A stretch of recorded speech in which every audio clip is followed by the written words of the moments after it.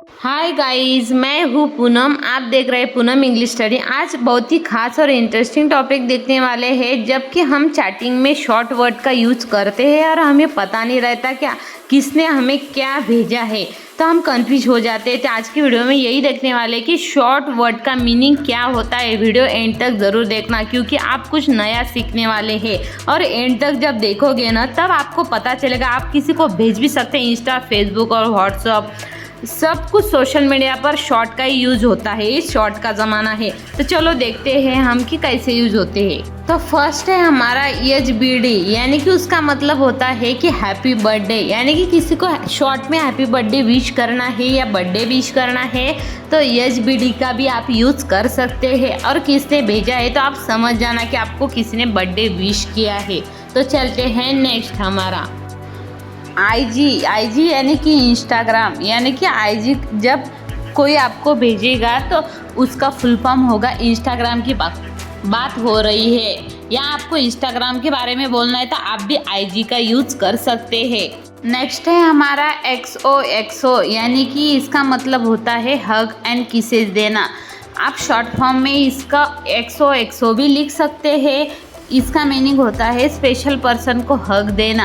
यानी कि आपकी जो प्रेम भरी भावना है वो एक्सप्रेस करने के लिए XOXO का यूज़ होता है। आप शॉर्ट में भेज सकते हैं। किसी ने भेजा तो आप भी समझ जाना इसका मीनिंग क्या होता है। नेक्स्ट है हमारा W फॉर यू, यानी कि W का मतलब होता है वेटिंग, और फॉर का मतलब होता है कि फॉर, या यू का मतलब होता है यू।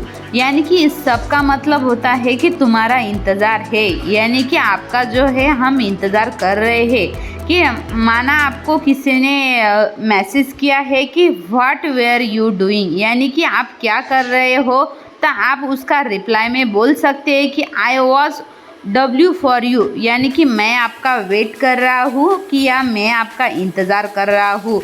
आप इसका यूज़ मैसेज में ही कर सकते हैं। इस शॉर्ट फॉर्म का ये बहुत ही बेस्ट है आप करने के लिए, और शॉर्ट में बात हो जाएगी और सामने वाले लगेगा कि आप बहुत ही अच्छे से बात करते हैं।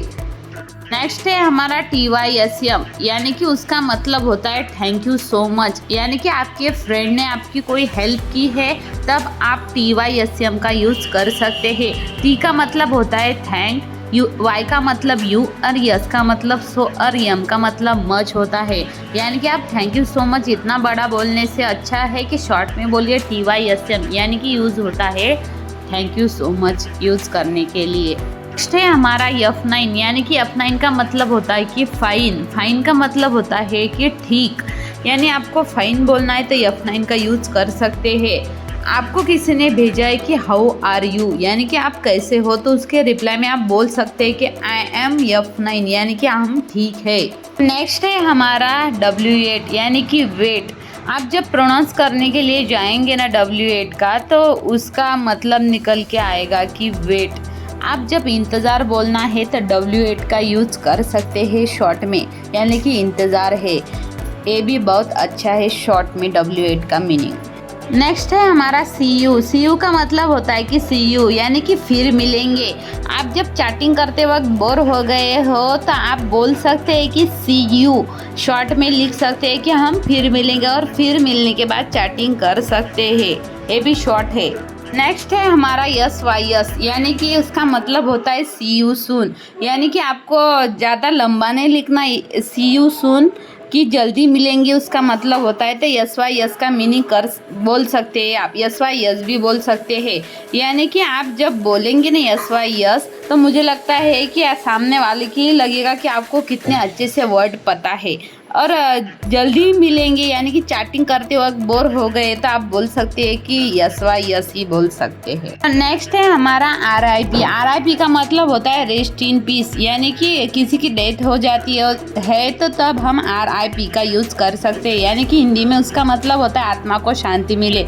जब कोई किसी की डेड हो जाती है तो रेस्ट इन पीस बोलने की बजाय हम RIP का यूज़ कर सकते हैं। कितनी बार हमने RIP का यूज़ किया है, पर किसी को पता नहीं रहता कि रेस्ट एंड पीस होता है उसका मीनिंग। नेक्स्ट है हमारा फ्रेंड LOL, यानी कि उसका मतलब होता है लाफ्ट आउट लॉड, यानी कि लाउडली हंसना, ज़ोर से हंसना। जब आपको लोल कोई लिख कर भेजेगा तो उसका मीनिंग हो रहा है कि वो आपकी बात पर बहुत हंस रहा है, यानी कि आपको ही हंसना है उसकी बातों पर, तो आप लोल भी लिख कर भेज सकते हो।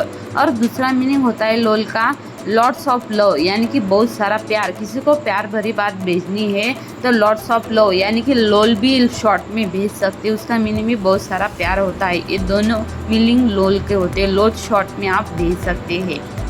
Thank you friend, thanks for watching. और आपको ऐसे फ्री में इंफॉर्मेशन पाना चाहते हो तो पूनम इंग्लिश स्टडी को सब्सक्राइब करो और जल्दी से लाइक भी कर दीजिए। और मिलते हैं नेक्स्ट वीडियो में, तब तक के लिए बाय बाय।